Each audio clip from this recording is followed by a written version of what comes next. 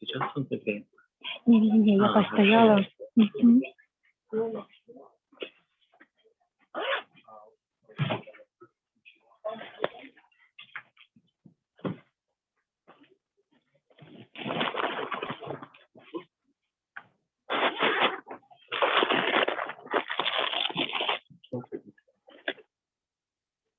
Там тоже есть не зеркало.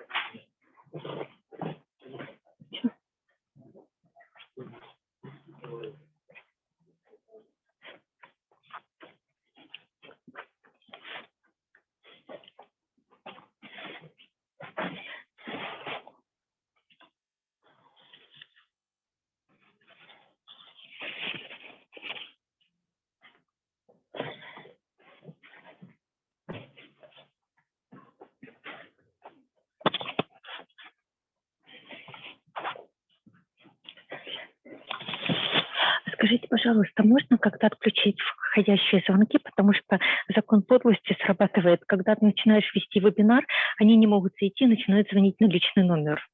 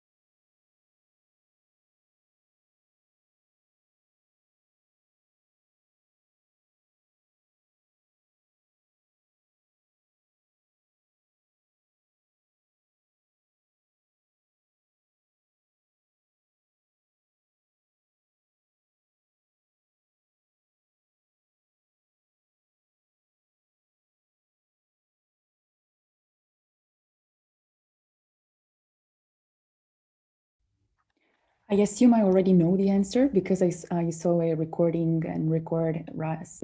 But are you both recording in English and Russian? Can you confirm that we will then be able to have a recording in English? Да, и на русском, и на английском.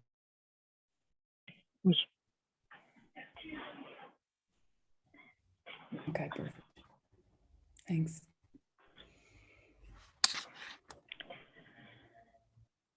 Я не знаю, сколько вам нужно быть в прямом эфире, чтобы взяли слово, а потом...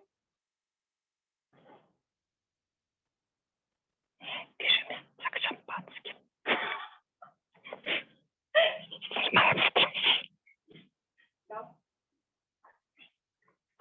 Так.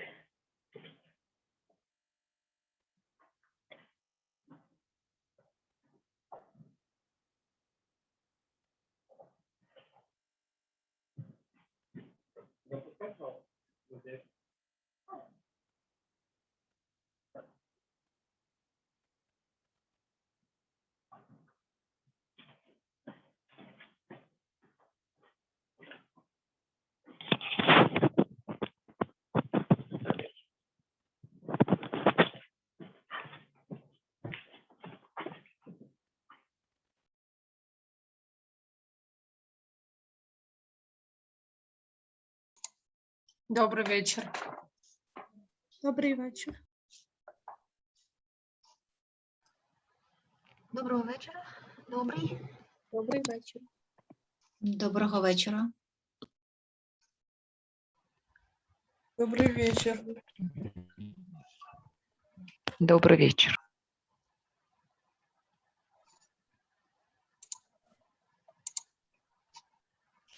Добрий вечір.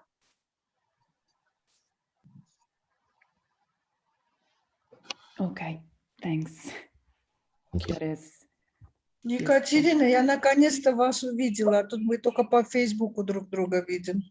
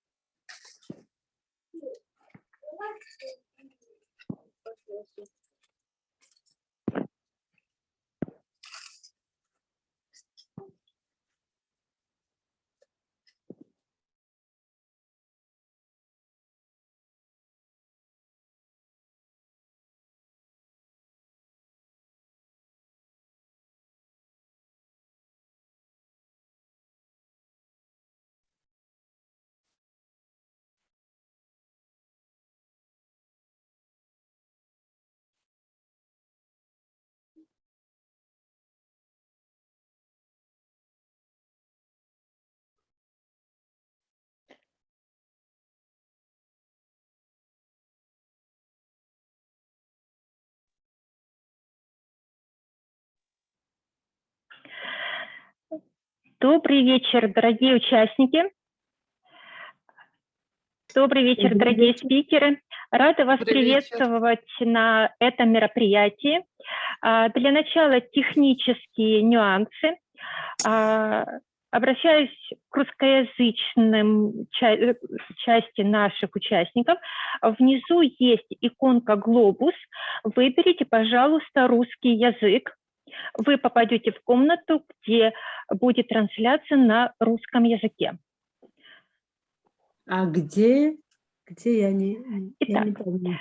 Меня зовут Лариса Рыбкс, и я представляю Международную ассоциацию по работе с горем и тяжелой утратой.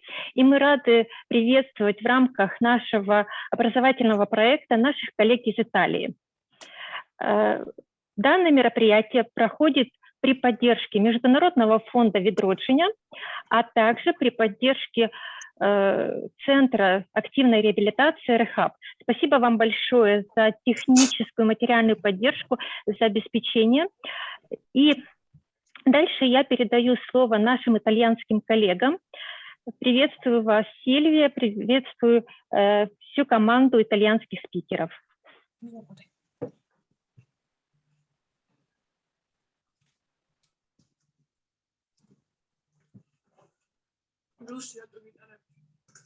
Hello everyone, I am Giorgiana Medesi.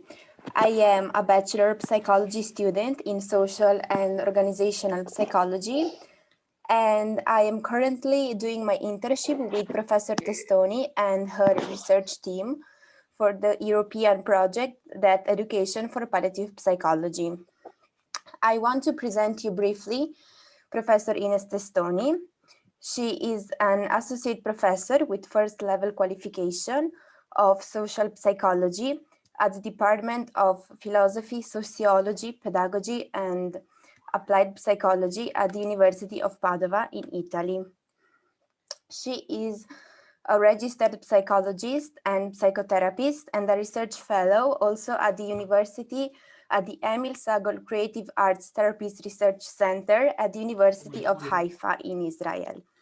She has been dedicating herself to the topics of death, dying, and suicide for years, and she also directed 5 international conferences on these topics. She has been also director and coordinator of the postgraduate master that studies the end of life, studies on death and dying since 2008. At the present, she is training professionals leading death education programs intended for students of all ages and for healthcare professionals. Right now, she isn't with us, but later she will greet us in 1 hour or so. So she will say hello to all of you.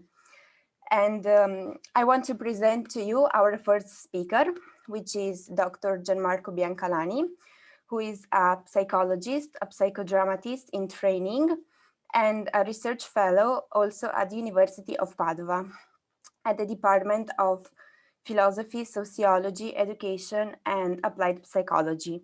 And he is also a collaborator for the European project That Education for Palliative Psychology. His interests are that education and of-life care, palliative care, psychodrama, art therapies, stereotypes and prejudice, sexual and gender-based violence, and prison detention. He will talk about what that education is. Many thanks, Georgiana. Many thanks to all of you. Good evening, everybody. I'm very, very happy to be here today with all of you. Thank you very much, Larissa. Everything started because Larissa saw an article that we published because of the European project activity. It is the first study that this Erasmus Plus project produced. And I am very happy because it's wonderful when someone sees your work, appreciates it, and sees that it can become precious to everybody. So many, many thanks, Larissa, for your interest. And now I bring you greetings from Professor Testoni too. She loves a lot death education. She dedicated whole her study about death education, grief, and these end-of-life topics. And so today I'm going to present what death education is. So if technical assistant can share the presentation. Oh, okay. Many thanks. Death education. Oh, wait a minute. Sorry. Okay, many thanks, sorry. So death education is something that means educate people to death. So if you can please skip the first slide. I can start many thanks. So death education was born because of some problems, some society problems. The first one is the social lack of a shared language about that issue. We are not able to talk about death. We don't know how to communicate what death is, and we don't know how to do it in the correct way. This happens because there is a strong censorship of death. Because we don't want to talk about that. We don't want, for example, we don't want to age, we don't want to get old, we don't want to accept that someone who we love can die. So we try not to talk about what death is and means.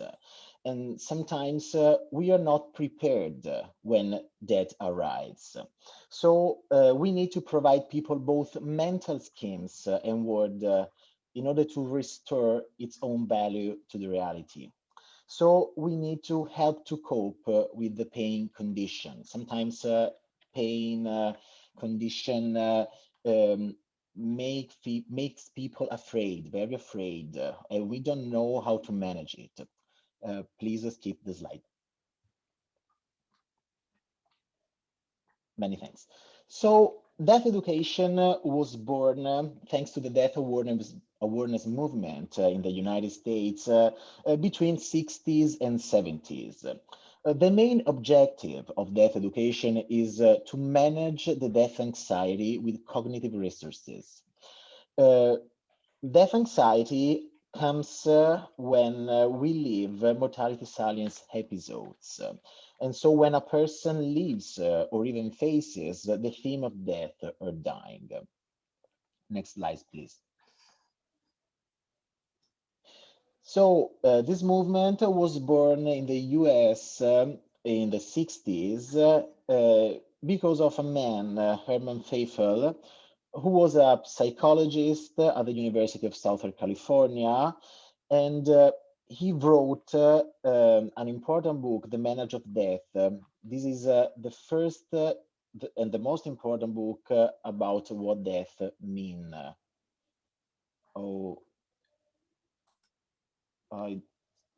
Okay, next slide, please. Okay, thank you. Another important person, another important figure of death education was Cecily Saunders.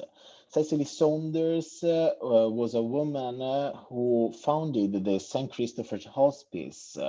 That was one of the first hospice in the UK, and founded the hospice movement. She was a very important figure about pain, the meaning and the importance of pain, to take care of people who are feeling pain, who are suffering. Another important figure is Hannelore Vos, a psychologist at the University of California, who founded the first journal about death education that was called Death Education, and now it is named Death Studies. Next slide, please.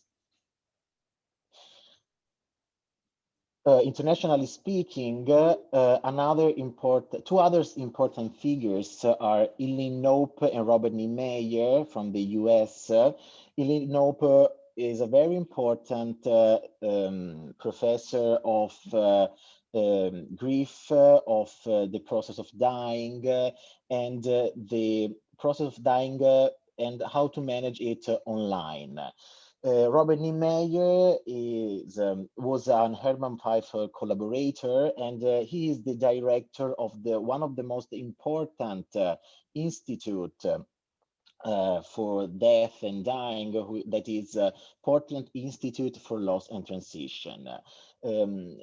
He is a very important professor. He teaches about comprehension and mourning management and the psychotherapy techniques to manage grief. So these are important figures, internationally speaking, about death education. So their books, their articles were very important.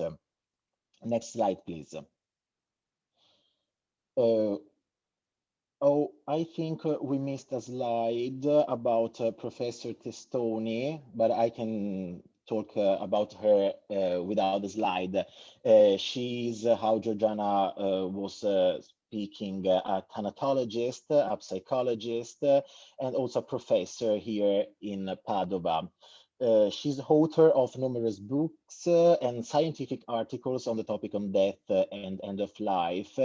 And she's the professor of the master degree and the head of the master degree course of psychology of end of life relationships, loss and death at the School of Psychology of the University of Padova. It is the unique course that we have here in Italy and I think in Europe, and also the director of the postgraduate master in death studies and the end of life.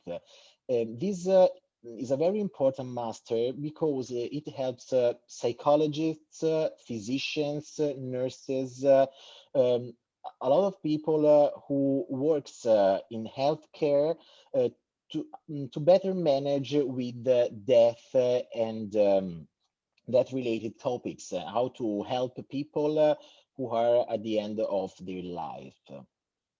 So let's talk about what death education is. So the term death education refers to a multitude of educational activities and experiences that deal with the theme of death and dying. There are three levels of death education, three levels of prevention. The primary prevention happens before having to face death. So death education as primary prevention can be done with people who are not perceiving grief, who are not living a loss. The secondary level of prevention is done with people who are ahead of dying. So there is a very important concept that is the anticipatory mourning. The anticipatory mourning is the feeling of mourning that end of life, terminally ills and their families leave before dying, when we are going to die. And so death education at the secondary level of prevention help to manage this very difficult situation. The tertiary level of prevention happens when a people is dead, and help his or her family to complete the mourning and to prevent the prolonged mourning. Next slide, please. As regards the Institute of Medicine classification, there are 3 levels of preventive intervention. The universal one that regards targeted at public or world populations group who has not been identified yet according to the basis of individual risk. And the interventional, so is desirable for everyone. The selective preventive intervention, that this kind of intervention as desirable for those subgroups of population that have a significantly higher risk of developing some disorder than the average, and the risk can be forthcoming for life. And finally, the preventive intervention indicated. This kind of intervention are applicable to people who show clear prodromal signs or symptoms likely to consider them at highest risk or a subsequent development of a given disorder. Next slide, please. So referring this kind of intervention to the death education, we know that the universal preventive intervention regarding death education are targeted at public or a world population group that, for example, can focus on suicide issue on all the 4th grades of high school. It can be an example. As regards the selective preventive intervention, we can speak about a death education speech focusing on suicide issue in a class of the after mentioned in the high school, in which a student killed himself. So this is a different context. The preventive interventions indicated for in the death education context can focus on suicide issue addressed only to the high school students who have demonstrated self-injurious behavior. So it depends on the context in which these preventive intervention are done. Next slide, please. Who are the stakeholders of death education? First of all, ordinary people during whole the life cycle, and especially patients. Another stakeholder can be the health professional, for example, psychologists, especially the psychologists who have care of people who have terminally illnesses, doctor, nurses who works in hospitals and take care of terminally ill patients, social worker, rehabilitation technicians, and counselor who can help people to manage the suffering of grief and loss. And at last, educators and teachers, because death education can start its function, for example, at the school level. At the elementary school, at the high school, we can help students to know what death means and create an important vision of the personal vision of death. And this is very important for their health, their psychological health, and for their to grow up very well. Next slide, please. Many thanks. So the theory the most important theory of death education is terror management theory by Greenberg and collaborator. This theory explains how people try to manage the fear of death. So the fundamental problem is that the mortality salience event create anxiety, and that education has to help people to manage this anxiety. So there are three kinds of anxiety buffers. First of all, the denial of death, then the self-esteem and the cultural worldviews. But we can see it in the next slide. Many thanks. So the bulk of the empirical research supporting terror management theory focused on some main hypotheses. Mortality salience hypothesis states that a psychological structure, for example, the personal worldview on the self-esteem, provides protection against mortality's worries. So mortality salience research strongly supports the theory that death concerns affect a wide range of behaviors aimed to support faith in a worldview on and belief in one's own value in the context of that worldview. Next slide, please. Okay, so we can see death as the proximal defenses. We have the denial of death as anxiety buffer. At the level of distance defenses, we can help culture and self-esteem. The culture contributes to the management of existential anxiety by offering the possibility to the person to feel part of a universe that acquires meaning through our beliefs about reality shared by the community to which it belongs. So culture is a very important distance defense. It is called distance defense. And we have so distal defenses and proximal defenses. The proximal defenses happens immediately after the mortality salience event, and at the beginning, the person tries to deny his or her fears about death. Another another defense is self-esteem, that in the specific context of death education is conceived as the perception of being a valuable member of the community to which one belongs. And it also helps to better manage the death anxiety, the fear of death, and the grieving. Next slide, please. Thanks. So, as I was saying, there are three different levels of anxiety buffering functioning. So the first level, so the proximal defenses, is a search for reassurances and the distraction as an initial reaction to mortality salience events. As the second level, we have errors and cognitive distortion that deny the error. And as third level, we have cultural beliefs that support self-esteem, and those are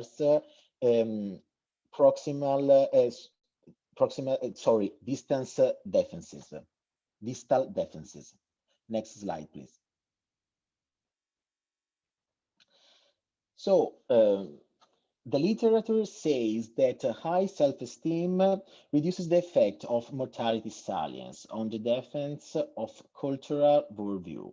So the literature demonstrates that the general function of anxiety buffer of self-esteem is right, as well as the specific role of high self-esteem to suppress worries about death. So these distal defenses are very important to help people to better manage the death anxiety. Next slide, please. So at the end, the fundamental objectives of death education are a maturation of an adult idea of death. So this is why death education is important also at school. We need to help students to understand what death education, what death means, and what is end of life. We don't have to deny these topics. So we have to help them to create a to create an adult idea of death. Another fundamental objective is the creation of positive coping strategies to better cope, to manage the mortality silence events. Another one is the emotional awareness and resilience that we have to help people to reach by the death education activities.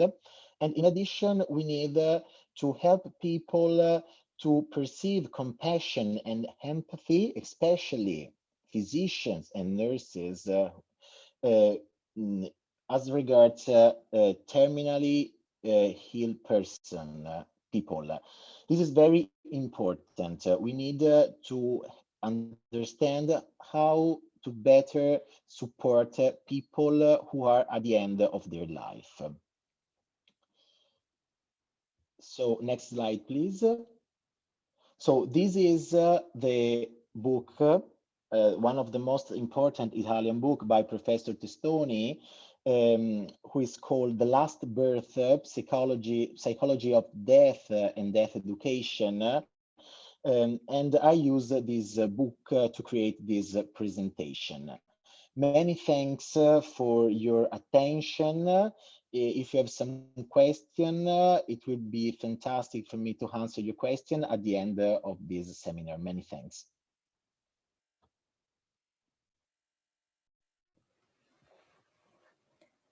Okay, thank you, Gianmarco. So as you heard, if you have any questions, there will be a special moment at the end where you can ask all your questions and or your doubts. So let me introduce you to our next speakers, which are Maibrit Arbien, Chiara Franco, and Silvia Piol. Maibrit Arbien is a clinical psychologist on systemic psychotherapist in training, and she's a research fellow at the Department of Philosophy, Sociology, Pedagogy, and Applied Psychology at the University of Padova. She supports the enrollment of the Erasmus DF4PP program, which is the Death Education for Palliative Psychology program, under the lead of Professor Testoni. Her research interests are grief, bereavement, and suicide postvention, psychodrama and art therapies, gender-based violence, mindful self-compassion, and mental health in prison settings. Our next speaker is Chiara Franco, who graduated in applied cognitive psychology, also at the University of Padova. Last year, she graduated at the first level master in death studies, the end of life. Her interests of research include death education, palliative care, anticipatory mourning, and ambiguous loss, in particular concerning relatives of missing persons. And the last intervention will be made by Silvia Piol, who graduated in clinical psychology at the University of Padova, and who is currently doing a research internship at the Department of Philosophy, Sociology, Pedagogy, and Applied Psychology. And her research interests include mood disorders, suicide and suicide prevention, death education, and phototherapy. They will give us an overview on bereavement and grief. Thank you so much, Giorgiana, for this very good introduction. I will start this presentation, which I organized together with Silvia and Chiara, and I would like to, I'd like to ask you to share the slides.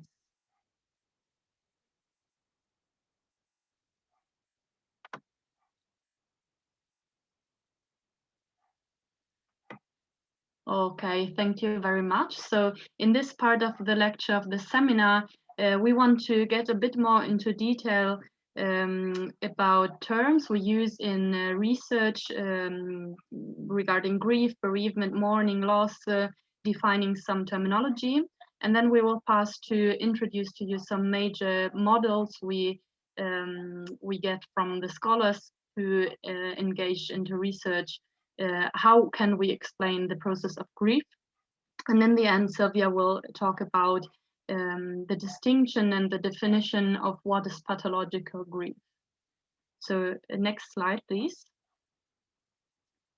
So what does it mean to lose someone? I don't know how many of you know the film Castaway, starring Tom Hanks, which is a very interesting film, I guess, and it has a really emotional scene, the most emotional scene I ever saw, I think. And I'm upset to have to spoiler it to you. So the film depicts Tom Hanks, who strands on an uninhabited island after his plane crashes in the South Pacific. So Nolan, which is Tom Hanks, from then on for 4 years engages in desperate attempts to survive on the island, and in his extreme isolation he installs a relationship of huge significance, moral support and company to a volleyball called Wilson. He has regular conversations and arguments with Wilson, and Wilson is his only means of socialization. In the end of the film, as he launches up at the sea on his self-built boat while trying to escape from the island, Wilson becomes untethered and floats away in the current on the ocean. And Nolan has a breakdown, which is really emotional. His desperate attempts to reach Wilson fails, and he is lost in the sea.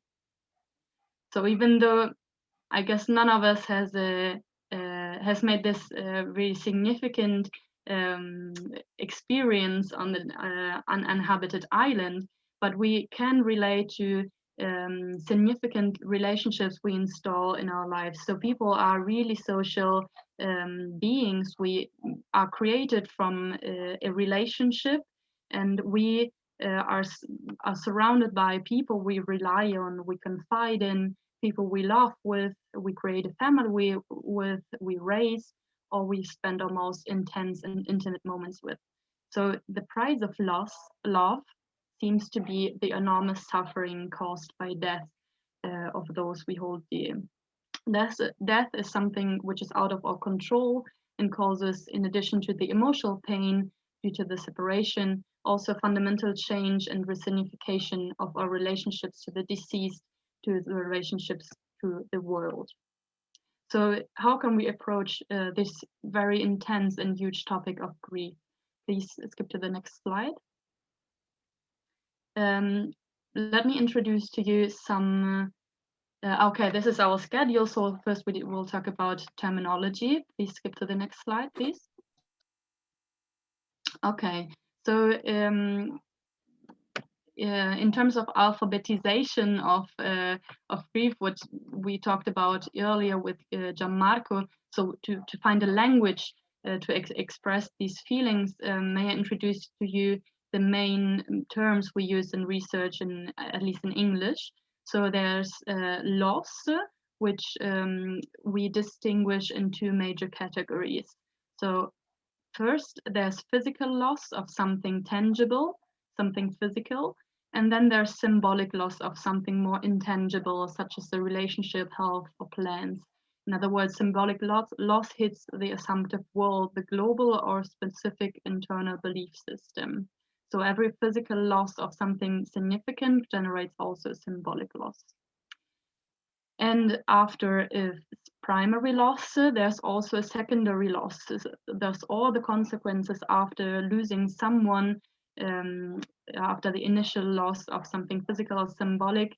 There's a huge secondary impact which hits us in this occurrence. So the more significant the relationship was with the deceased, the more roles he or she played, the greater is the symbolic and or secondary loss, as teaches Rondo in her theorizations. So while loss is a rather objective description and a rather objective term, which you can see on the left-hand side. On the right-hand side, we have the terms who refer to more behavioral, affective, and social responses. The term bereavement etymologically shares its roots with the verb to rob. So it can be understood as being unwillingly deprived through force and in an unjust and distressing way by something.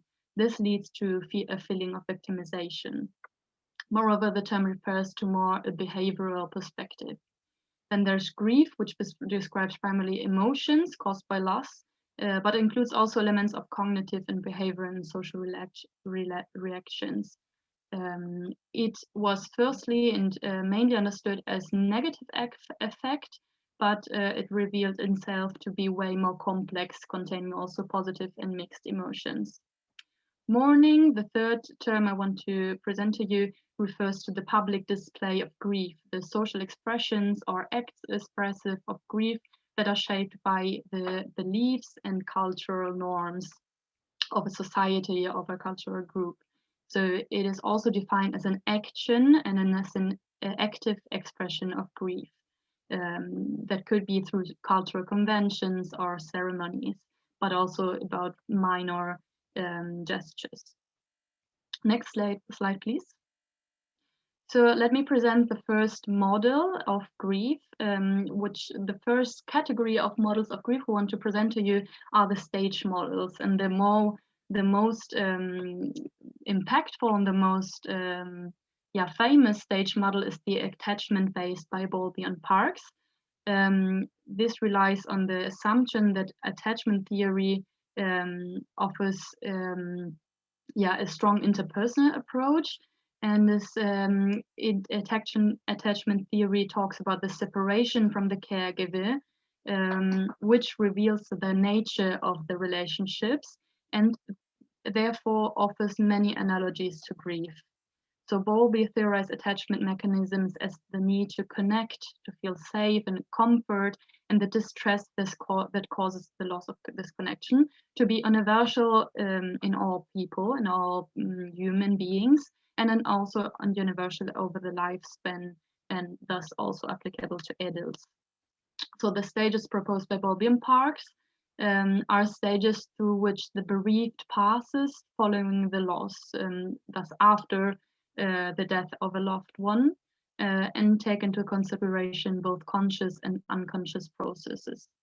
The first stage is called numbness or bewilderment, so it consists in a shock and acute desperation, in a sense of non-reality, negation, and disbelief. Second stage, described by Bowlby and Parks, is longing and searching, so disorientation, separation anxiety, emotional suffering, anger, searching for the deceased, restlessness, but also anger, self-blame, lowered self-esteem, and sense of security.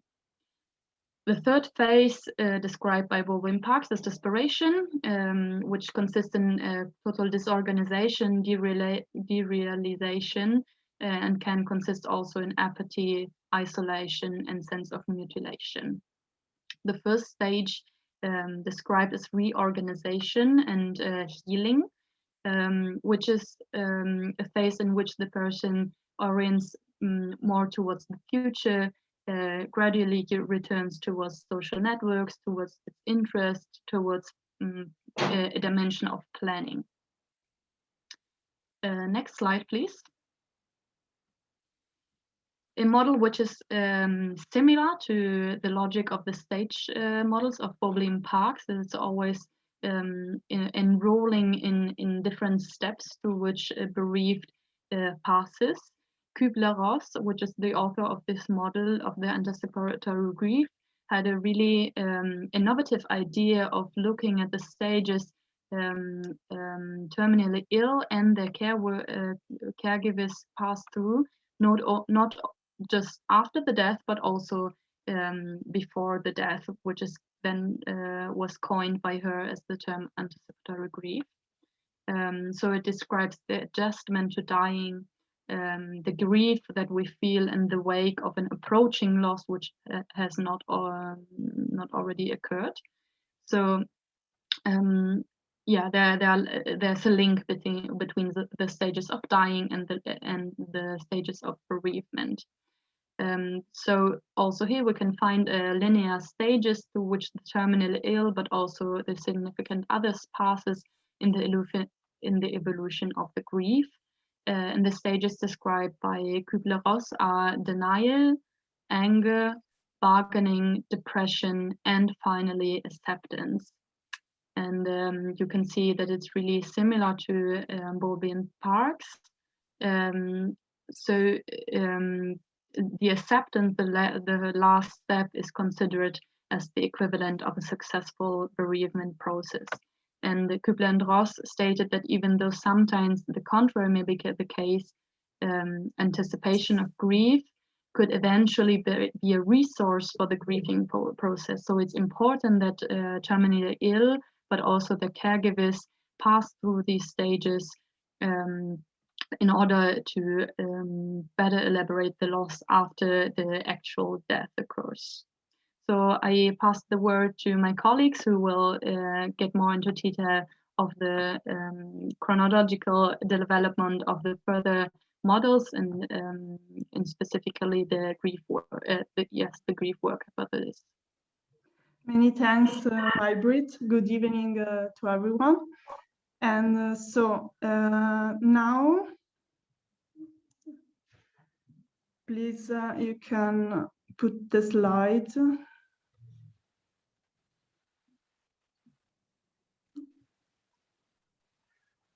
Okay, next slide, please. Okay, so now we are going to talk about other grief models. In particular, one of the key aspects of the following models that are based on grief work hypothesis is that they assign a more active role to the bereaved. For example, Randall's model describes the client's movement through the 6R processes of mourning. The first process is recognizing the loss. That is, in order to begin mourning, a survivor must acknowledge that the death has occurred and come to an understanding of its cause. Then reacting to the separation, that is, once a mourner has recognized the reality of the death, he must react to the separation it brings. This reaction involves, for example, experience the pain and give some form of expression to all the psychological reactions to the loss. And then recollecting and re-experiencing means that remembering entails a complete review of all recollections, memories about the deceased and the relationship with her or him. Then relinquishing old attachment, for example, when it becomes apparent that holding on to old ties and hopes is useless and even harmful, a mourner starts to give them up. It does not have to abandon old ties, however, it must modify the old ties to establish new ones that are more suitable. Then readjusting, that means the mourner will have to find ways to meet the needs that the deceased previously met for him or her, or to learn to do without having these needs met in order to accommodate the loss in his life.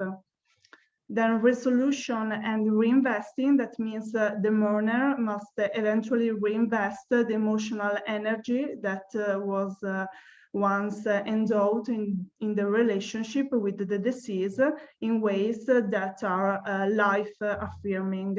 So it can reinvest in new roles, relationship, or activity or projects. Because of the course of mourning is non-linear, some movement back and forth among the process is common. Next slide, please. So the task model of burden In his model, he explained that the word task was chosen as it seems to better represent the work that the mourner must do to move through the grief process. As in the previous model, the first task that the mourner must undertake is to accept the reality of the loss, that is both intellectual and emotional acceptance. The second task, working through the pain of grief, includes not only the pain of grief, but also feeling associated with the loss. For example, anxiety, anger, guilt. The third task, that is adjusting to an environment in which the disease is missing, involves both external adjustment to the loss, so the mourner must develop strategies to fill those roles the disease played in one's life. Internal adjustment that refer to the ways in which the bereaved person needs to redefine their own selves after the loss. For example, this could mean adjusting from being a wife to being a widow, and also spiritual adjustment. Then at a later time, Gordon added a fourth task of mourning, that is to emotionally relocate the deceased and move on with life. That was based on the notion that survivors find ways to move on with life while continuing to maintain emotional bond with the deceased. Even though the task model aimed to overcome the fixed order of stages previously proposed by Kubler-Ross and Bowlby, he admits that some tasks are hardly completable if others have not been completed beforehand. So going on with the slide. So in contrast to previous model, the dual process model can be understood as a taxonomy to describe ways that people come to terms with the loss of a loved one. The structure of the dual process model owes much to cognitive stress theory, as it describes a number of key components related to coping and also to attachment theory. The dual process model describes two categories of stressor associated with bereavement, those that are loss versus restoration oriented. Loss orientation refers to the bereaved person concentration on apprising and processing of some aspect of the loss experience itself. It involves a painful dwelling on and also even searching for the lost person. Restoration orientation refers to the focus on secondary losses that are also consequence of bereavement, reflecting a struggle to reorient oneself in a changed world without the deceased person. It is important to note that restoration does not refer to an outcome variable, but to secondary sources of stress and coping with stress. When a loved one dies, not only is there grief for the deceased person, but one also has to adjust to substantial changes that are secondary consequences of loss. So, for example, mastering the task that the deceased had undertaken. Both orientation are sources of stress and can be associated with outcomes such as distress or anxiety. And the process of attending to or avoiding these two types of stressor is dynamic a dynamic process labeled oscillation. The principal underlying oscillation is that at times the wave will confront the aspect of loss and at other times avoid them. An important postulation of this model is that oscillation between these two types of stressor is necessary for adaptive coping.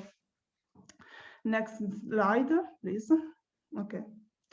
The two-track model of Rubin conceptualized bereavement as an adaptive process that occurs along two main axes. The first axis or track is focused on biopsychosocial reactions to bereavement. That is how people function naturally and how this functioning is affected by the loss. The second axis is concerned with how people are involved in maintaining and changing their relationship to the disease. The clinical implication of the model derive directly from the focus on both the functional and the relational aspects of the response to loss. The process of adaptation to bereavement is linked to the disruption and the achievement of new level in homeostatic functioning. Going on, next slide. So the death of a loved one may end a life, but not a relationship. In this line of thought, continuum bounds refer to ongoing relationship or attachments that a bereaved person experiences to the disease. Even though in some instances continuum bounds are comforting to the bereaved, in others they can create distortion in a relationship.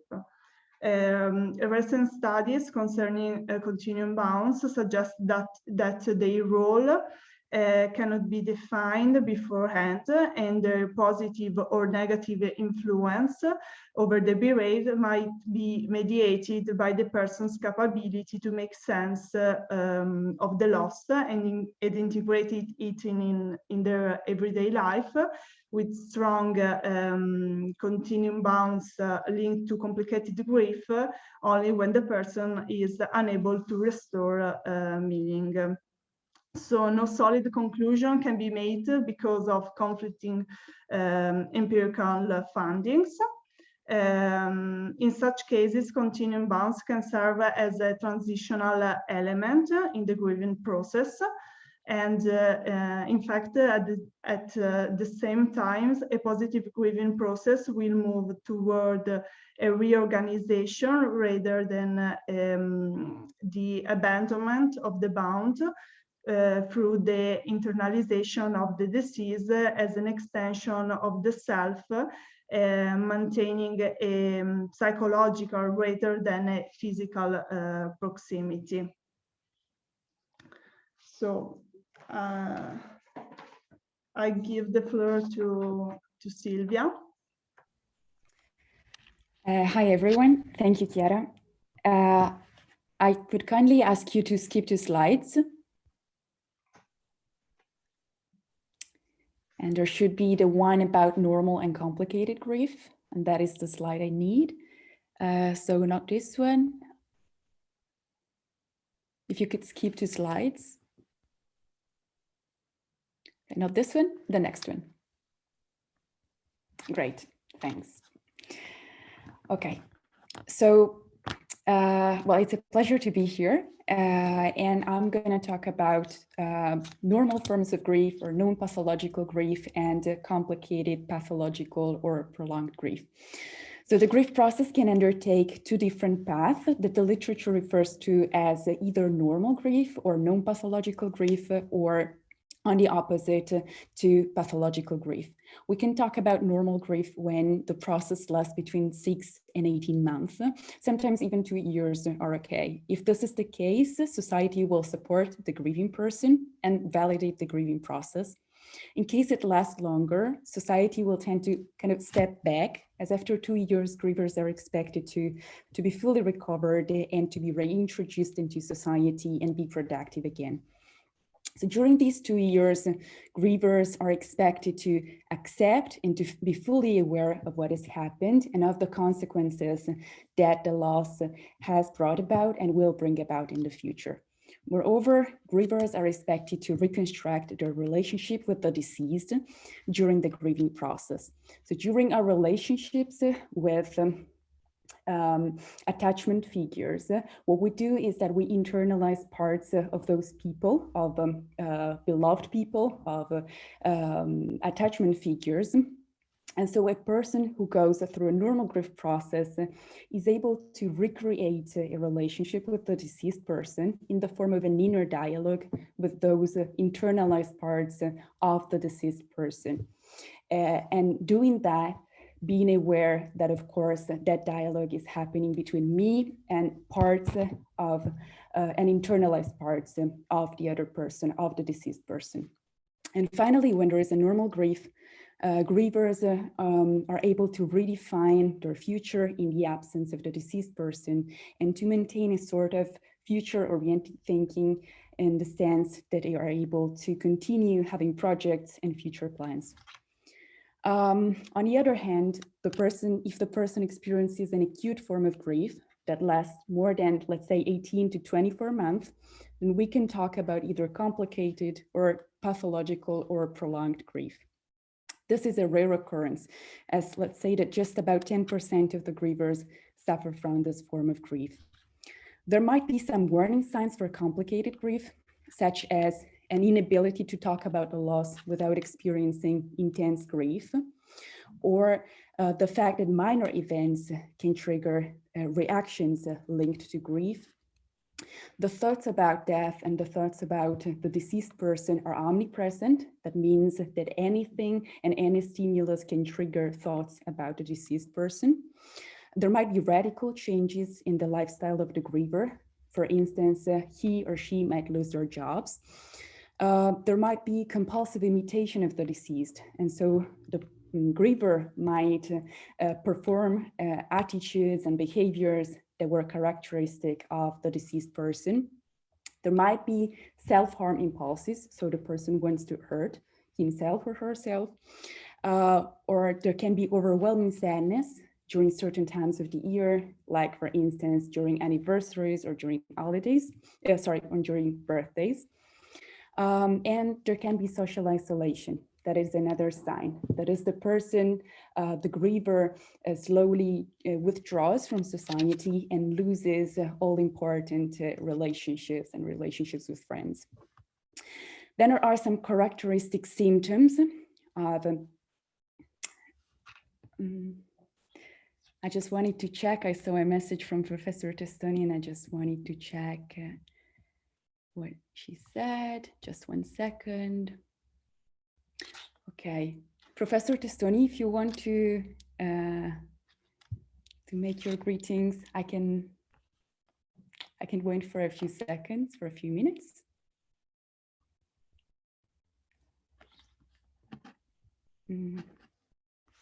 Professor, you're on mute. Your audio is muted. Sorry. Here I am. Hello, everyone. I am Ines Testoni. I hope this meeting is the beginning of an interesting collaboration between University of Padova and your fantastic group. I see you are a lot of people. I'm very happy. And really, I hope Silvia Piol, Gianmarco Biancalani, Maibrit Arbien, Giovanna Testoni can help you to organize a collaboration between University of Padova and your fantastic group. So where is your leader, Liza, also Chiara Franco, sorry, Dr. Chiara Franco. Я на месте. Hi. The coordinator of your group. Добрый вечер, спасибо. Да. I cannot recognize.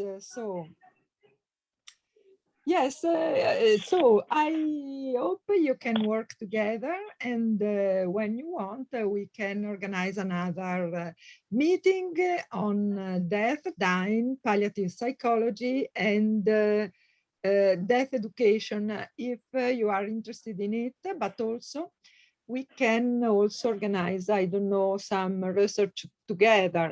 Do you have any contact with the university of your country? I don't know, in your city or in your town. Do you have any collaboration with the university? Пока только наши первые шаги в сотрудничестве с вами. So sorry, I cannot understand really Ukrainian language. I have a little problem for this. Professoressa, praticamente c'è un globo, se vede in basso a destra, c'è un globo con scritto interpretation. Ok. Se lei schiaccia su inglese, dovrebbe arrivarle anche l'interpretazione di Larissa. Ok. Ah, ho capito, benissimo. Allora proviamo a vedere inglese. E dov'è che dovrei leggere la lettura? No, le arriva l'interpretazione simultanea. Ok. Proprio in audio? Sì. Fantastico. Sì. Ok.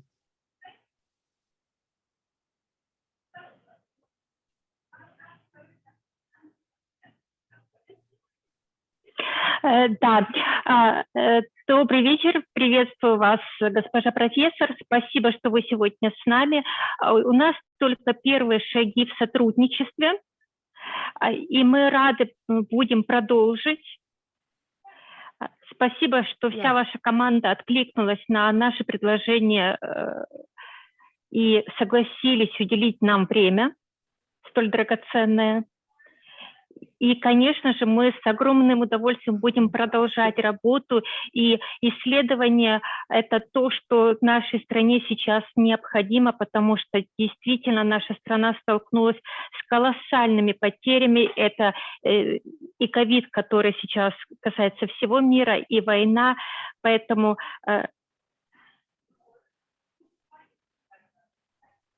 Fantastic. So, many thanks indeed for all of you, and I hope you have a good and fantastic meeting and a fantastic seminar. Thank you so much, Silvia, Giordana, Maibrit, Chiara, and Gianmarco. You are fantastic, absolutely incredible. Good evening. I'm so sorry I had to go.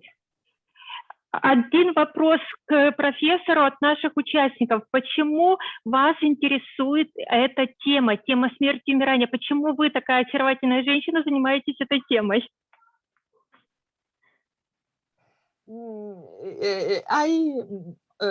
I have to work with the people who grieve, who mourn, and also in palliative psychology. I have to contact a lot of people who suffer from terminal illnesses. So I think it is really useful to help families and also sick person in this so difficult phase of their life. In this field, there aren't many psychologists who are able to work and to help people who suffer from severe illnesses and terminal ill conditions. So I think that we can discover together a new field for our profession and for our professionality. What do you think about it? Isn't a fantastic opportunity of work? С огромным удовольствием. То, что я читала, ваши работы, они вызывают восхищение. И, конечно же, я надеюсь, что исследование будет интересно и нашей стороне, и вашей.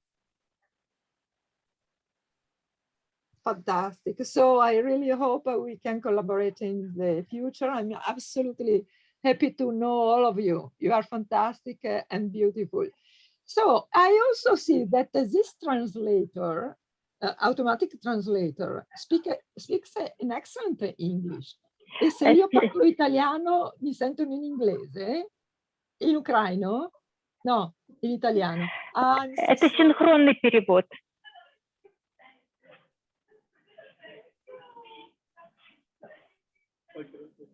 Okay, fantastic. So have a good evening. Thank you so much to all of you. Ah, also Sarah, here, you are here too. I'm sorry, also Sarah. Sarah is fantastic. I'm sorry, I can see only a little part of all participants because you are 129. Oh, incredible. I think you are a lot of people. So fantastic. Have a good evening and good job. Good evening. Благодарю.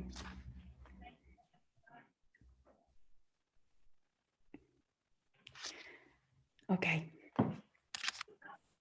So if you want, I can go back to the presentation and I can resume from where I left it.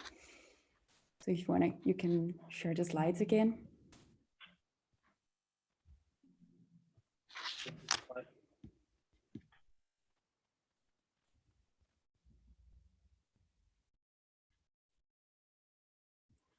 Sure, thanks. Okay, good.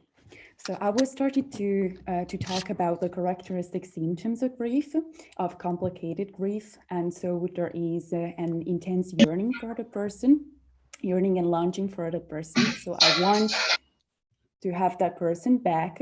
Of course, I want to have the deceased person back. And then there is confusion regarding one's identity, because I might feel like a part of me died with the deceased person. So if I lost my husband, I might feel like a part of me died with the deceased husband, and my role as a wife, for instance, might have somehow died with my deceased husband. Then there is negation of the loss. So I might say, no, this is not happening to me. This is not happening right now. There might be bitterness or anger toward the loss.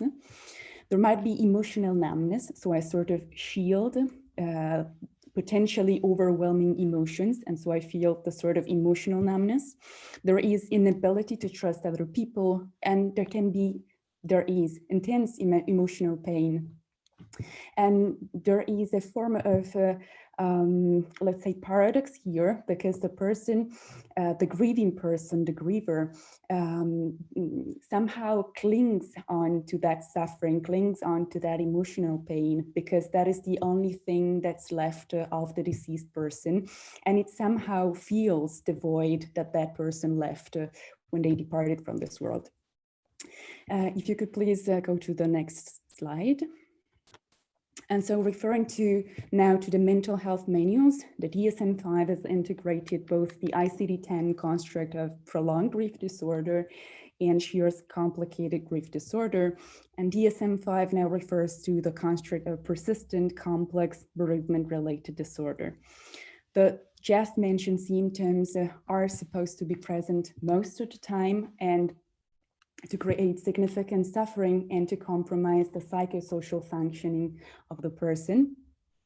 As for instance, the person might, as I said before, they might start to withdraw from relationships and from society. They might lose their jobs. And moreover, and so this might be detrimental also for their working life. And another major consideration to be made about DSM-5 conceptualization of pathological forms of grief is that the exception of grief has been removed from the diagnosis of major depression, which means that grievers might be diagnosed with major depression, starting with DSM-5 and onward, and which means that they might be treated pharmacologically, like from a psychiatrist, let's say, and not receive appropriate counseling and appropriate psychotherapeutic interventions that could somehow deal with and help them during their grieving process. There are different forms of complicated grief. There might be, for instance, absent or neglected grief. That means that the griever does not accept what has happened, they negate what has happened, and this can lead to a form of psychosis like the visual hallucinations. So if I lost my husband, let's say, I might set the table for two, even if my husband's dead, and I might make dinner and I can talk to the empty chair as if the deceased person was there. There might be procrastinated grief, which normally stems from unfinished businesses. So if, let's say, before my husband died, I felt anger toward my husband and I never talked about it with him, what happens is that when the person is dead, that anger that I felt toward my husband, I cannot direct it like outward anymore. I cannot direct it to that person anymore. And so I'm going to turn it inward in the form of depression. And this might freeze the grief process and might lead to procrastinated grief. Then there might be prolonged or chronic grief when there is an impossibility to put an end to the suffering of the griever, or distorted grief when there is anger, when there is guilt, and the more there is anger and guilt and the less I experience the emotional pain connected to the grieving process. And then there can be somatized grief when all the suffering connected to the grieving process is experienced through the body and through organic symptoms. If you could go to the next slide, please. And finally, I'd like to talk about risk factors for complicated grief. That is personality characteristics that make people more vulnerable to possibly develop a complicated form of grief. One first risk factor is relationships experiences during childhood. And this involves, for instance, separation anxiety or insecure attachment or emotional dependence. So if I depended a lot on my husband, let's say, it's going to be very hard to adjust to the situation and to adjust to the loss of that husband. The same is true for abuse and for parental death. Then there is, of course, education, and this is why we're all here today. There is a Latin sentence that says "Si vis vitam para mortem," which means that we should, that in order to bear life, we should learn to accept death. And so we should accept our mortality, the fact that we're mortal, the fact that we're all sooner or later going to die, and this is part of life, and this is a natural part of life. And then the type of death, if a death is traumatic, that can be a risk factor for complicated grief. With traumatic death, I mean sudden, unexpected, violent death that shatter fundamental beliefs in safety, such as car accidents or suicides. And finally, those deaths that are not socially recognized, as in the case of disenfranchised grief, which means, for instance, perinatal grief, abortion, pet grief. Perinatal grief is the grief of a child that wasn't born, or a child that was a few days or a few weeks old. And then suicide bereavement. In such cases, there is no social support given to the griever, and those bereavement rites and rituals that are so helpful for the griever might not be possible. And so, of course, this might lead, although this is not deterministic, to possibly lead to a complicated form of grief. I concluded my presentation, and I would like to thank you for your attention.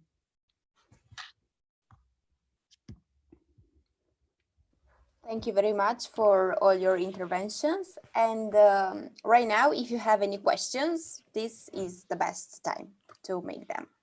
So feel free to ask anything to our speakers. Дело в том, что мы собрали вопросы до начала вебинара. Если вы не возражаете, я начну их зачитывать.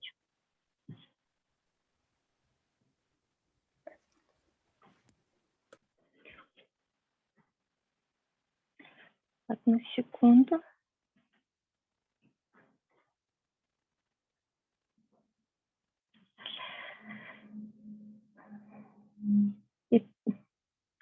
Итак, возможен ли разговор на тему смерти вне религиозного контекста?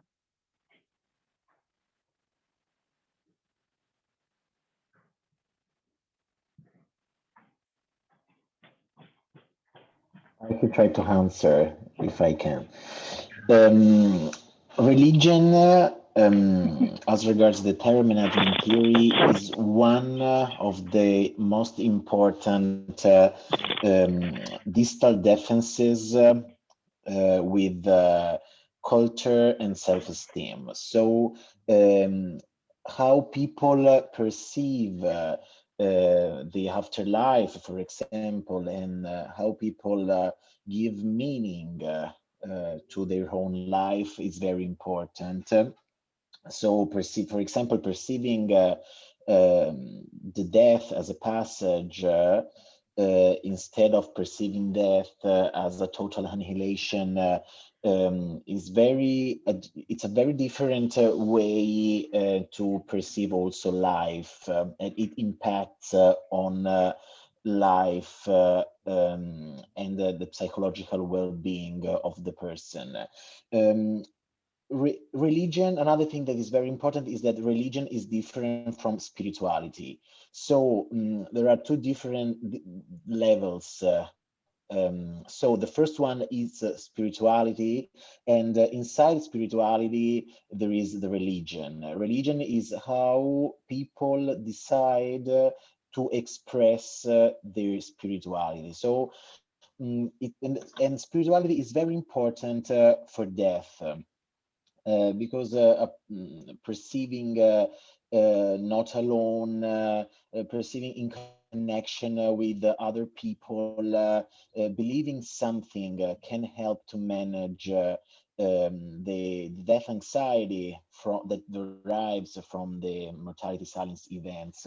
So we can speak about death and spirituality, helping people to decide themselves how to live this spirituality dimension. Sometimes in some religions, terminally illnesses are seen as a punishment from God. One of the most important things that psychologists can do is to help people to understand that it's not a punishment from God, that the God that they used to pray loves them, and he didn't want to give them a punishment. This, for example, is a very important thing that psychologists can do to help people to better live, to better manage with the end of life situation according with their spirituality.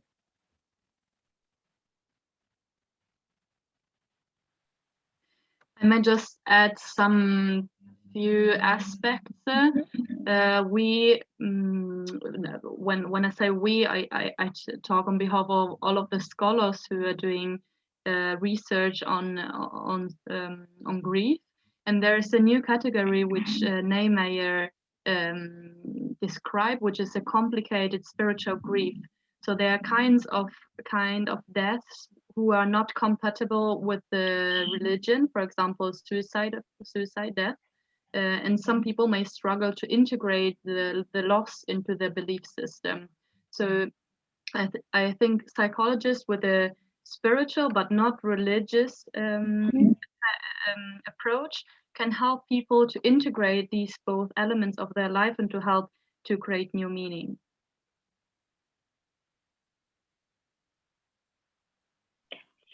Спасибо большое. И если позволите, следующий вопрос. Тема смерти очень табуирована в нашем обществе.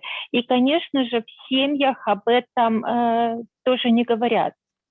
Но если в семье нормальная коммуникация, то мы можем начать говорить о теме смерти. Если же коммуникация в семье нарушена, то говорить на данную тему особенно сложно. Что вы порекомендуете, как начать говорить в семье, где нарушена коммуникация?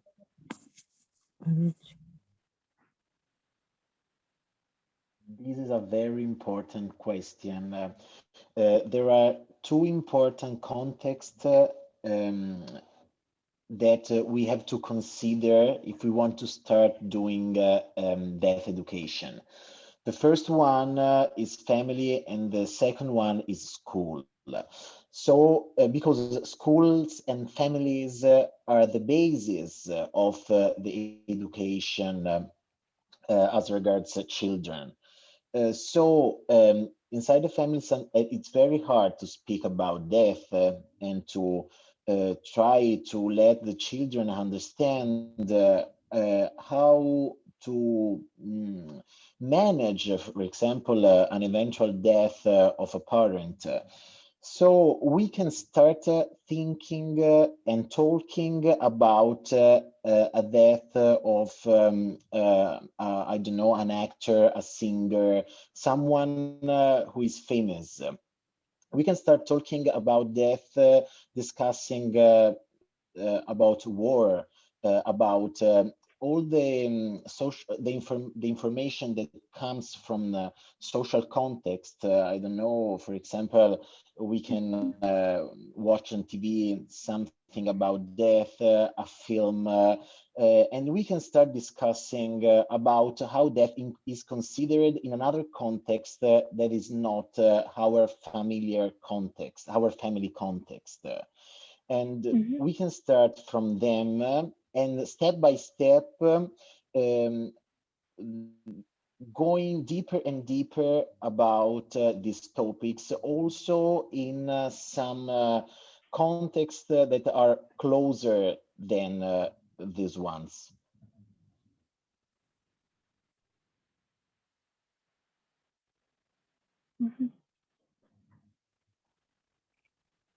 Спасибо за очень понятные и реально воплотимые рекомендации. И если позволите, следующий вопрос. Мы все смертны, да, и мы это знаем, но принять конечность бытия для нас сложно. Это действительно такой вопрос, которым, ну и не каждый раз приходят к психологу с запросом, да, но если мы понимаем, что мы работаем с человеком больным, и нужно все-таки пройти этот этап принятия бытия, конечности бытия, простите, что вы порекомендуете, как мы можем помочь и себе, психологи, и своим клиентам все-таки осознать это, осознать и принять?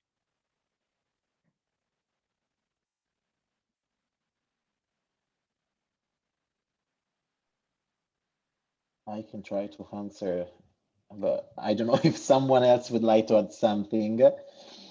But we can, so it's very important that people who take care about someone who is living an anticipatory mourning, or someone who is at the end of his or her life, or the grieving process, who is living a grieving process, he or she needs to be helped too. It's very important that someone who takes care of another person would be supported in this process. A people who takes care of another one needs to be supported as regards his or her psychological well-being. So we need, so this is why we need death education. I think we need death education because we don't speak about death. We don't know how to manage death, and so due to this, we can't help in the people in the best way. So I think that psychologists, physicians, nurses needs to understand how especially psychologists needs to understand how to manage death and the grieving process of the client.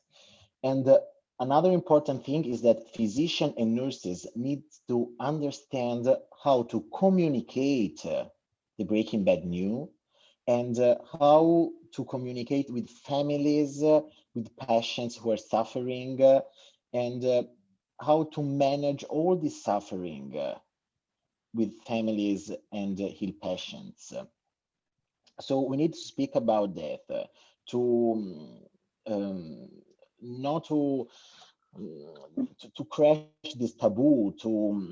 So we need that education will be, I don't know, maybe taught in the high school, in the university. This is very important. We need to know this social language, this shared social language that is very important, that is fundamental to better communicate with the other one who is suffering.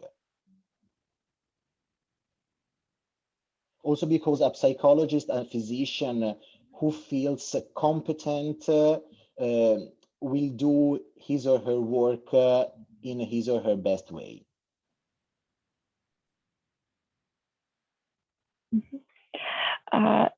В течение вебинара и отвечая на вопросы, вы говорили, что нужно разделять религию и веру. Подскажите, пожалуйста, если человек отрицает загробную жизнь, притом это в рамках любой религии, как мы можем с ним говорить о конечности бытия и о подготовке к умиранию? Потому что, ну, я, как человек, который работает в этой теме, я понимаю, что страх смерти есть у каждого человека, и один из аспектов страха смерти – это страх того, что мы не знаем, что будет дальше. И религия дает нам вот хотя бы какой-то островок безопасности, говоря, что будет с нами после смерти. Как быть с людьми, которые отрицают любую религию? Oh, this is a very good question. There is another kind of acceptance as regards death. So there is also, it is called a neutral acceptance. That means that death is natural. It's something very common nowadays, also because a lot of people are not religious and as in the last years. So we need to understand how to communicate with this new kind of clients. So the best way is to help them to understand that death is a natural thing, that is a part of the life cycle. And this is very important because it can help the clients to perceive death as something right, something that is natural, as the birth, as the growth, as everything that we can do during all our life cycle. I don't know if someone else would like to add. Thank you. I'd like just to add one element, which is death frightens us so much because it seems to be the end of all relationships. We seem to be just so lonely in death. And there are some approaches in recent psychology, for example, dignity therapy, which try to create some bridges between the dying and the living, in order to give the dying the sense that they maintain a stable relationship, even though they're going through the things they leave to those who are surviving. And there's not only material things like but like the values and the stories and the experiences. And especially in dignity therapy, we're working on this element a lot.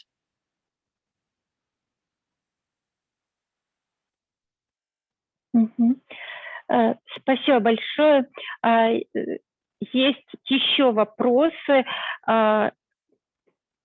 Мы говорим о том, что есть такое понятие, как тонатопсихологическое горе, да? То есть как можно помочь в этом аспекте тонатологическом, да, не допуская до патологических проявлений. Все-таки страх смерти и горя, они очень взаимосвязаны. И как предотвратить патологические реакции, есть ли у вас конкретные методики?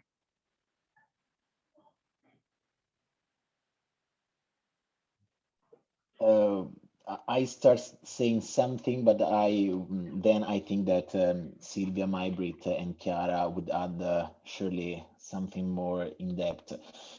It is important to understand why the person is dead. So if there was a traumatic death, it's very common that it would become a traumatic grief. So if someone dies, for example, for a car accident, for a heart attack, so not for a prolonged terminal ill, something that happens very quickly, it can become, this death can become a traumatic grief. So first of all, we need to understand why the person, the loved one, is dead. A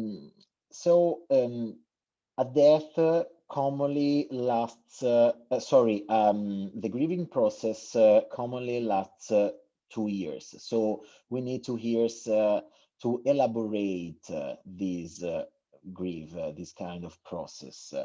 So it's a long process. We don't have to fear if we feel angry, if we feel scared, if we feel sad. Are common feelings. It's normal. This is the first thing to say to clients who are suffering for a grief. And the other important aspects is to try to speak with the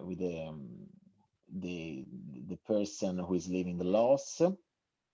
And sometimes also we can help to manage the continuing bonds. Continuing bonds means the relationship between the deceased and their familiars who are alive. When there is a traumatic death and sometimes also a traumatic grief, the people who are suffering try to communicate too much with the deceased person. So we need to help people to maintain a communication, but this kind of communication doesn't have to be too much strong, doesn't have to annihilate all their lives. So what often helps in realizing grief, and especially when the death is very sudden, it's an aspect which in our current society maybe is going a bit lost, which is like rituals and ceremonies. And I think it's very important to give spaces where to ritualize the transformation of a relationship from a relationship with a lived person to a relationship with a deceased person. So I think rituals are really crucial in this. I agree with what Maibrit just said, and I think that one of the most important thing now with COVID is especially that like rites and rituals are somehow either prohibited or they are not allowed, and this is something that is affecting probably the grieving process of grievers that have lost someone due to COVID-19 or in this period for other reasons. And so yes, and this is true for COVID, but this can also be true for like suicide because it's not socially recognized. Then again, there might not be the right social support from society, and also I don't know, the church, for instance. Like I'm thinking about Christianity because that is like my background, my religious background. Sometimes I know that, you know, with suicide there might be like challenges in having like rights, and so this again hinders the grieving process of the person. So I think that again, death education and educating people about all forms of grief, and that all forms of grief are equally important and should be equally should be equally recognized. This is fundamental. Огромное спасибо за ответы. И добавлю еще от себя, что да, я согласна, что ритуалы очень важны, и что ритуалы нужно все-таки подбирать индивидуально в контексте нашей культуры. Нас сегодня слушают представители разных стран и разных культур, поэтому какие-то практические рекомендации очень сложно дать, потому что у нас с вами у всех разные традиции. Обращайте внимание на свою культуру, она вам поможет. И у меня следующий вопрос к нашим коллегам. Скажите, пожалуйста, как отличить свободу выбора, распоряжаться своей жизнью и бессилием перед собственной жизнью у клиента? Я так понимаю, что здесь идет речь о болезни, когда руки опускаются и нет сил бороться.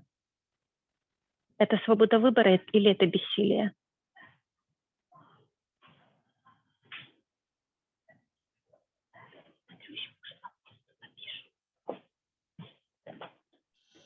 This is a very important point.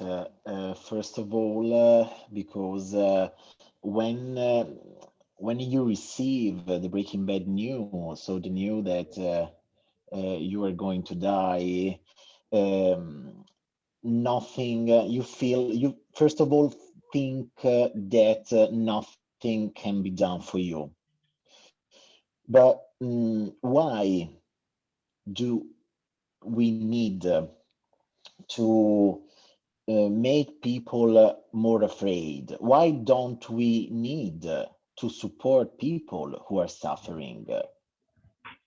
Otherwise, instead of they are at the end of their lives. So we need to accompany people as psychologists, especially as psychologists, in their last important step of life. So we need to accompany them and their families, because so we know that there is nothing else to do, but we can help them to spend the last days that they have in the best way. And this is one of the most important things also for the grieving process of their families. They need to spend the last days with their loved person, they loved, I don't know, parent, grandfather, grandmother. So it's very important for both for the end of life, so for the terminally ill people, and also for their families. I don't know if someone else would like to add something.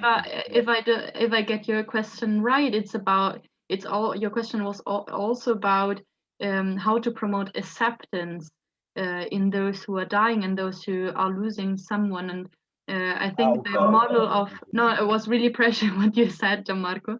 And I think it's really interesting to look at the theory of anticipatory grief of Kübler-Ross, who explains these stages, no? And in the first place, when we hear the Breaking Bad news, we're just full of denial and full of disbelief. And I think a great deal of the work of the psychologist can be to give the person the hand and to illustrate these steps and to pass through these steps with the person towards acceptance.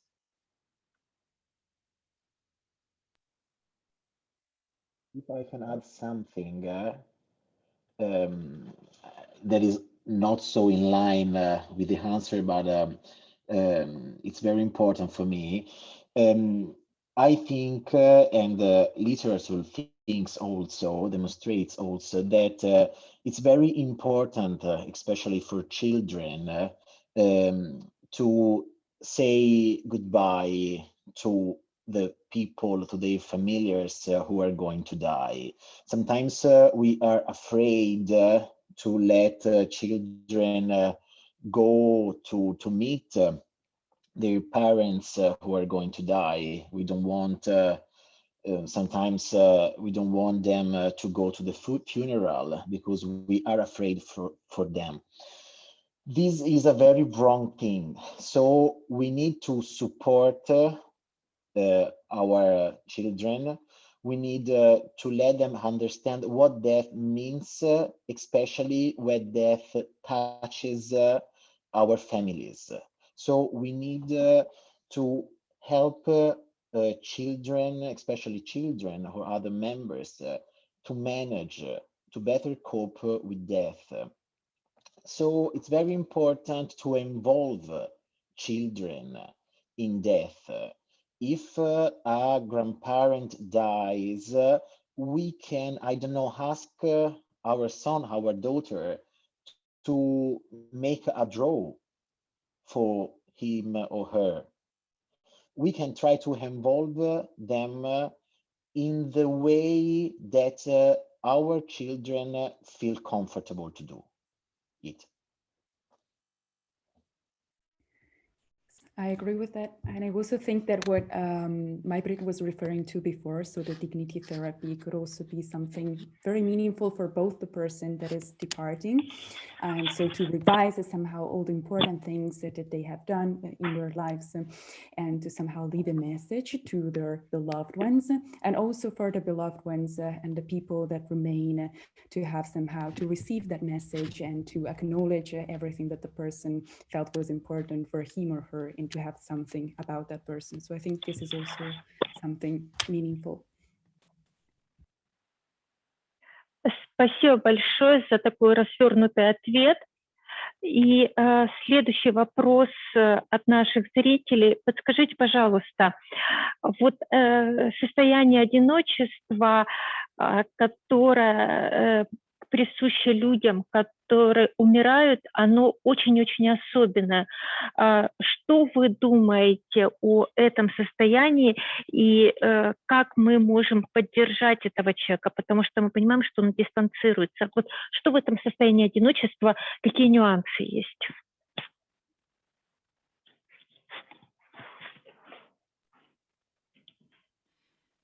I think loneliness and finitude is an existential condition. So actually, all of us are radically lonely and at the same time radically interconnected. And this seems like a really complex and abstract statement. But I think as much as the more we can connect to this loneliness and the more we can connect to this interconnectedness at the same time during our lives, the more we are prepared to face both accompanying the people who are dying and both our own death. So I think it's all about death education and the prevention.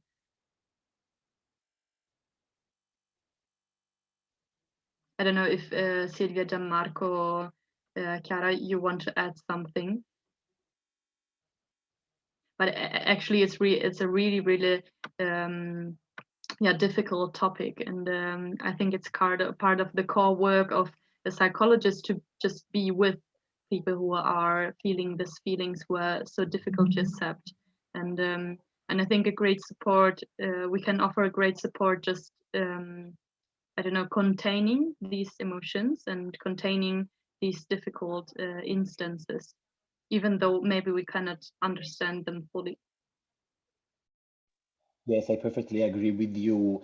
So to let people understand that they are not alone, trying to help them to understand people or their resources around them that can help themselves to better cope with the feeling of loss and the loneliness.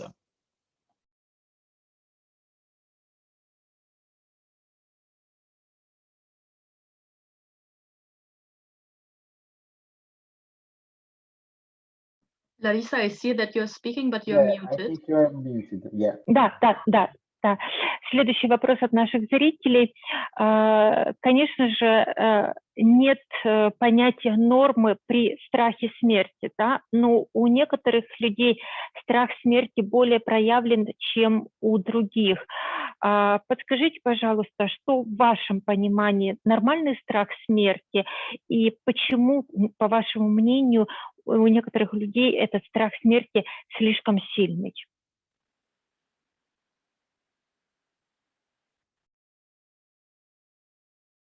Wow, this is a very, very strong question. Death, it's normal to feel scared about death. It's not normal when that fear doesn't allow you to do what you want to do. So when this fear is perceived as an obstacle, I don't know, for doing something in your life. And this happens, as I said at the beginning of my presentation, because of the lack of social language for speaking about death. We need to do death education in order to let people understand that death is normal. When we start speaking about something, that something becomes more normal. So we don't have fear about things that we know. This is very, very important. We have fear about things that we don't know. Obviously, we can't know everything about death. Or we can imagine, we can believe something, and this is a very important thing, but we can't scientifically know, scientifically speaking, what death means. We have our personal vision of death, but we can create a mature vision of death only if we can start thinking about it. And how we can start thinking about it? We can start thinking about it only speaking about death, only without the taboo of death. So it can help people to manage the fear of death. I don't know if someone else would like to add something.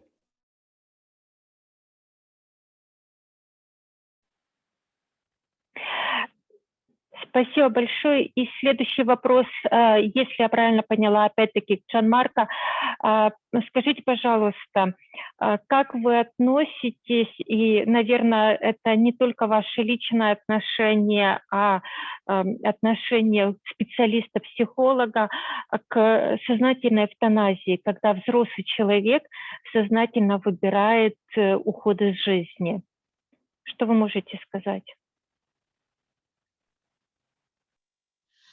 Oh, this is a very important topic, very, very important topic. I think that we, as psychologists, we need to help people to help people while they are suffering. But I think that there is a line between when we can save someone and we have to accept that someone can't be saved. So we need to trust medicine, I think. And I think that if someone receive a breaking bad news, we need to support him or her. And as psychologists, we need to accompany them during the way that he or she decides to reach. So as regards euthanasia, I think that if it should be so it is not a very easy decision for a lot of people. I don't think that a lot of people would like to die in a very easily. But I think that everyone should decide about how to do it. And if someone doesn't feel comfortable to stay at the hospital, to spend his or her last days at the hospital, receiving a lot of medicines, I think he or she has to decide how to die, which is our personal way to die. Dying is something that I think it's something natural, but in these cases, when we have the possibility to choose how to die, I think that we have to understand how someone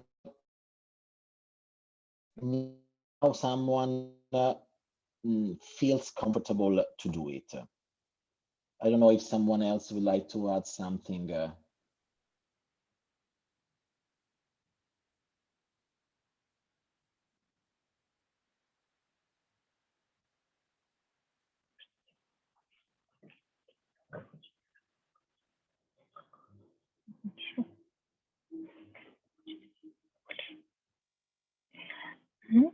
Ну, Are there any other questions? Да, если есть возможность. Как вы относитесь к концепции, что чем больше человек удовлетворен своей реальной жизнью, тем меньше он боится смерти? И наоборот, чем больше неудовлетворенность жизнью здесь и сейчас, тем страшнее для него конечность бытия, тем страшнее для него смерть.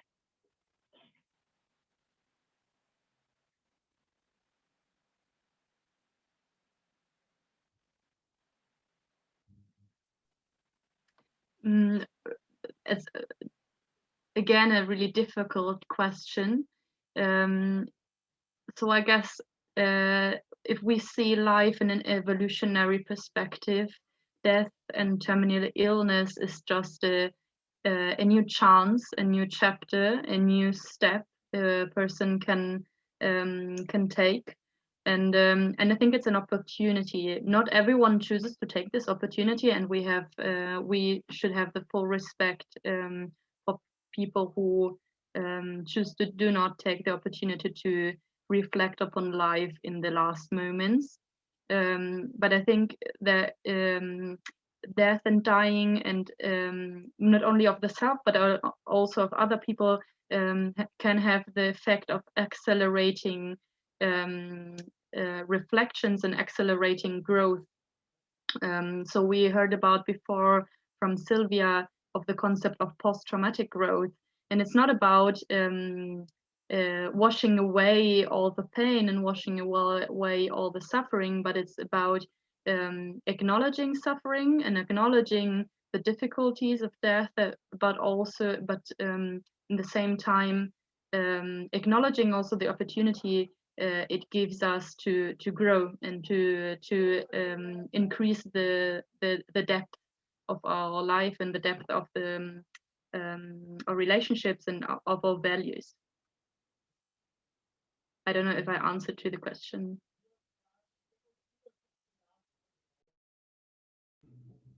Thank you, Maibrit. And I'd like Спасибо большое. Очень понятно и очень ценно ваш личный взгляд, не только как специалистов, но и как человека.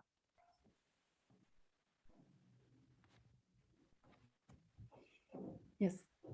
Я прошу прощения, я перебила Сильвию.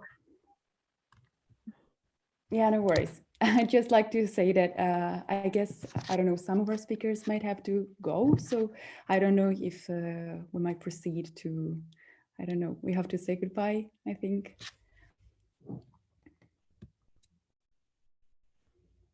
So if it's okay for you, we might proceed with our final greetings. Да, спасибо большое. Все, кто не успел задать вопросы, это, как вы слышали, не последний наш вебинар. Коллеги с удовольствием проведут в дальнейшем мероприятия образовательные на нашем канале. Огромная благодарность всем, кто выступал, и огромная благодарность нашим зрителям, что так активно включались в диалог. Я надеюсь, что в скором времени мы продолжим сотрудничество, и мы уже передавали приглашение на конференцию, сразу делаю анонс, осенью будет конференция по паллиативной помощи, и мы передавали приглашение всей команде итальянских спикеров. Надеюсь их видеть в полном составе на конференции. И, конечно же, будут еще образовательные проекты. Спасибо вам огромное за вашу отзывчивость, за вашу включенность. И спасибо за то, что вы так искренне делились своими знаниями. Yeah, thank you very much, Larissa. I would like to take the opportunity to invite you as well to a really interesting opportunity to go more in depth about the topics we talked about, especially about terror management theory. We managed to invite Sheldon Solomon, who is a really important professor. He is one of the authors of the terror management theory and major expert. And we have a cycle of seminars with him next week. So it's Wednesday and Thursday of next week and the week after. If you manage to be there, it would be really great. It's a open source, so you can just attend to it. There will be a Zoom link, and I think we can manage to send you the information. Спасибо огромное. Мы разошлем информацию всем нашим зрителям. Yes. No, go, Silvia, go. Okay, I would also like to thank you, Larissa, sorry. And I shared with you the flyer about the conference, the set of conferences that Maibrit was talking about, the ones about Sheldon Solomon. So if you want to, I don't know, maybe share it in your Facebook page, that would be great. And thank you for inviting us. And of course, we're looking forward to a cooperation with you and to see you again, and also to attend the conference about palliative care in October. Спасибо. Ну что, дорогие друзья, всем до встречи. Спасибо, что вы были с нами. И не забывайте, пожалуйста, на наших страницах есть постоянные анонсы. Следите за анонсами, присоединяйтесь и делитесь информацией о таких замечательных мероприятиях. Всего доброго, до свидания.